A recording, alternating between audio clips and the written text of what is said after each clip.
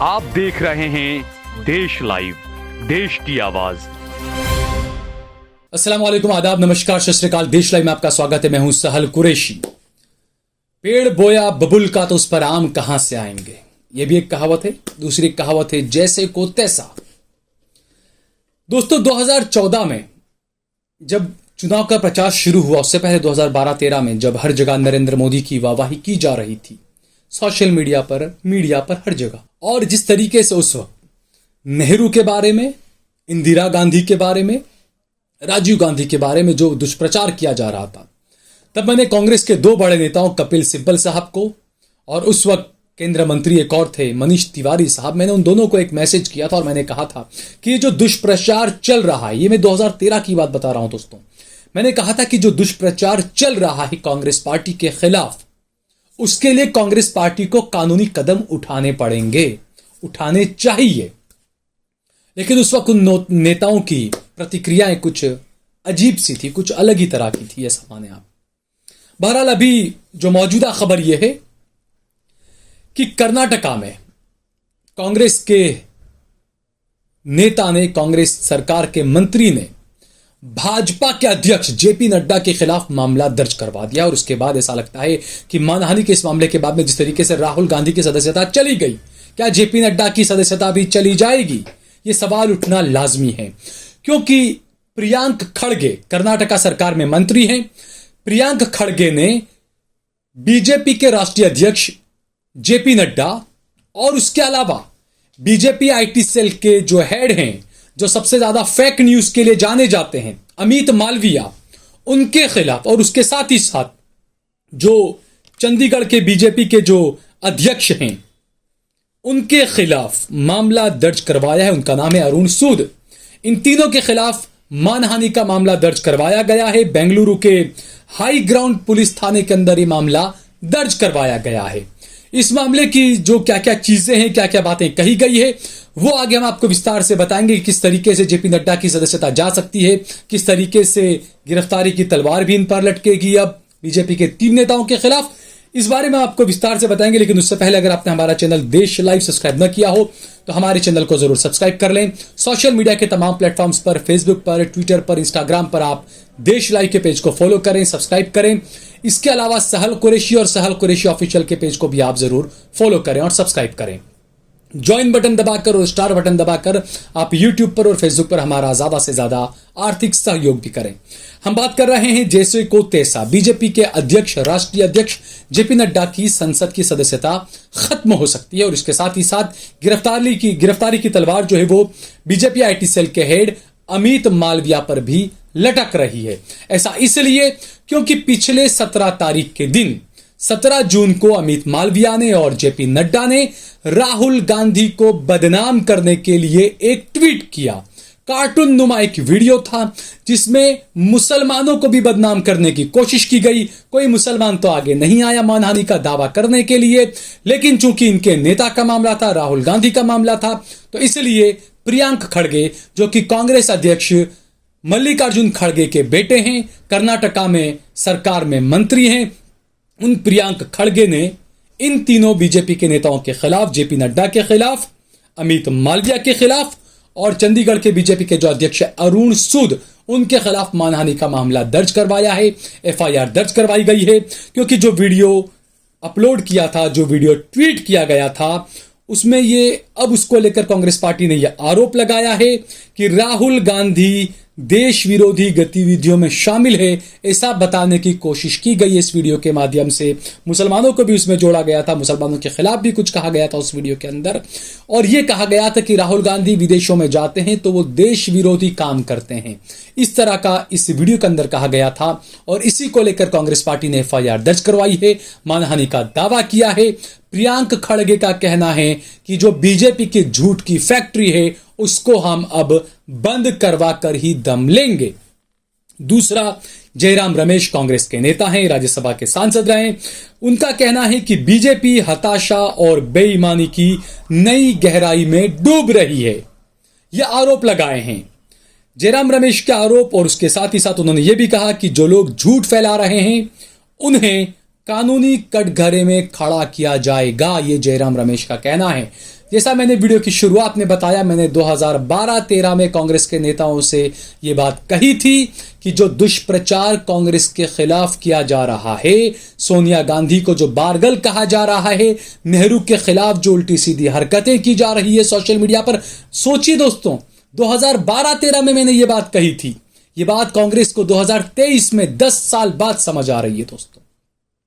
और अभी भी पिछले तकरीबन 1 साल से मैं लगातार ये बातें बोल रहा हूं कि कानूनी तरीके से ये तमाम जो झूठ का प्रोपेगेंडा है, इनकी हवा निकाली जानी चाहिए। सिर्फ फेक न्यूज पे न्यूज चला देना, अल्ट न्यूज, और ठीक है वो बेहतरीन काम कर रहे हैं वो लोग कि जनता को कम से कम बता रहे हैं, लेकिन सिर्फ इससे काम नहीं चलेगा, इससे ये लोग बाज नहीं आएंगे। जब तक ऐसे झूठ के पुजारियों को आप जेल के अंदर घसीट कर नहीं ले जाएंगे कानूनी तौर पर, तब तक इस तरह की ये झूठ की फैक्ट्री प्रोपेगेंडा पर आप ब्रेक नहीं लगा पाएंगे। तो बहरहाल कांग्रेस को मुबारकबाद कि कांग्रेस ने कम से कम ये शुरू किया, लेकिन कांग्रेस में अक्ल कब आई? जब उनके खुद के साथ ऐसा हुआ, तब जब राहुल गांधी की सदस्यता गई मानहानि के एक मामले के अंदर, तब कांग्रेस की आंख खुली कि हम भी ऐसा कर सकते हैं।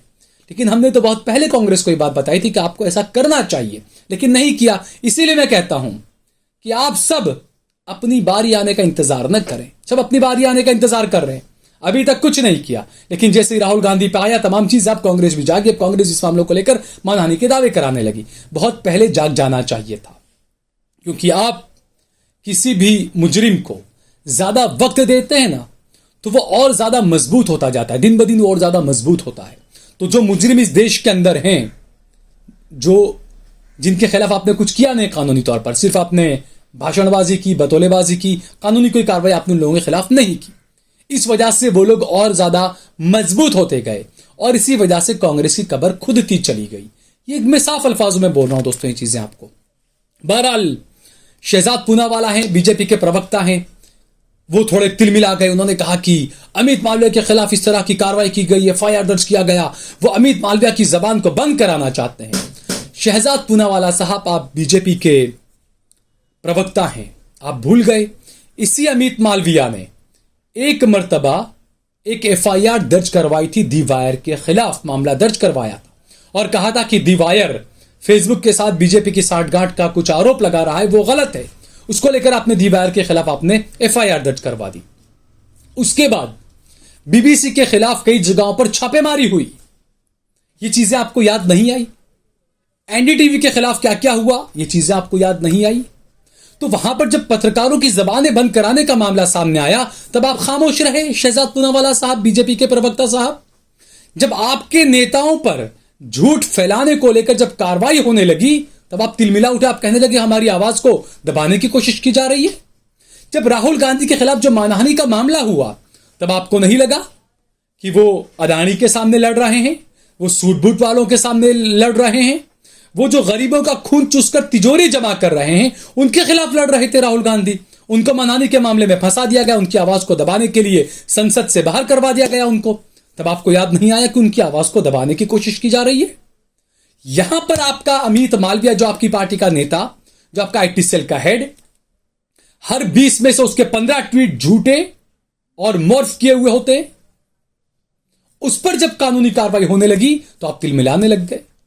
तो ये दोहरा चरित्र आपका काफी संदिग्ध है और लोगों को सोचना चाहिए। शहजाद पूनावाला, गुजरात से भी इनका ताल्लुक है और पुणे से भी इनका ताल्लुक है। इनकी मेरे ख्याल से इनकी शायद माता गुजरात की है या पिता पुणे के हैं, या पिता गुजरात के या माता पुणे के, यानी कहीं ना कहीं मोदी से वो कांटेक्ट भी इनका गुजरात पे कहीं ना कहीं जुड़ता है। अब मुझ पर आप मानहानि का दावा मत कर दीजिएगा, जो हकीकत है, क्योंकि वैसे शहजाद भाई से मेरे भी काफी ताल्लुक रहे हैं।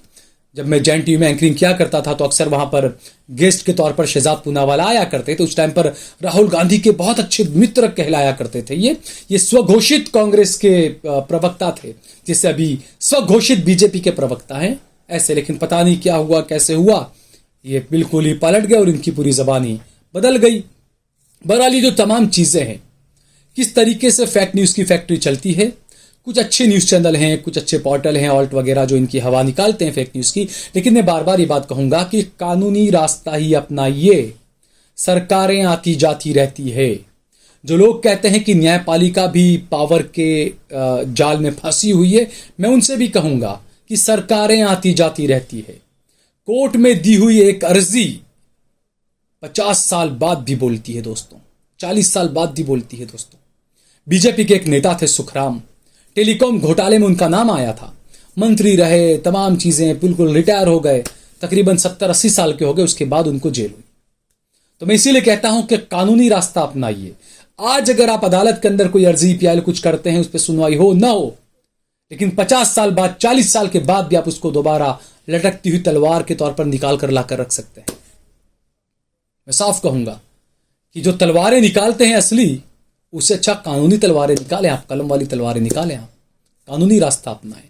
और ऐसे जो लोग हैं, नफरत के पुजारी जो लोग हैं, उनके खिलाफ सख्त से सख्त कार्रवाई, कानूनी कार्रवाई करें, ताकि ये लोग, इनकी जो झूठ की दुकान है, जो खड़गे कह रहे हैं, उनका कहना है प्रियंक खड़गे का कि मैं बीजेपी की झूठ की दुकानों को बंद करवा दूंगा, तो ऐसी दुकानों को बंद करवाया जाना चाहिए, क्योंकि मोहब्बत की दुकानें खुल रही है कुछ जगहों पर।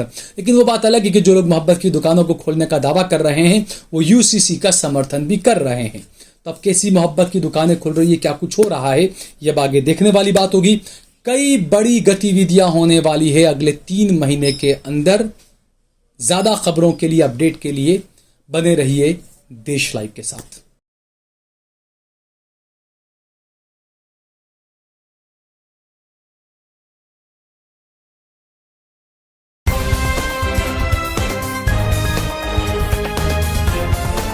देश और दुनिया की तमाम छोटी और बड़ी खबरों के लिए हमारे चैनल को सब्सक्राइब करना न भूलें और बेल का बटन जरूर दबाएं।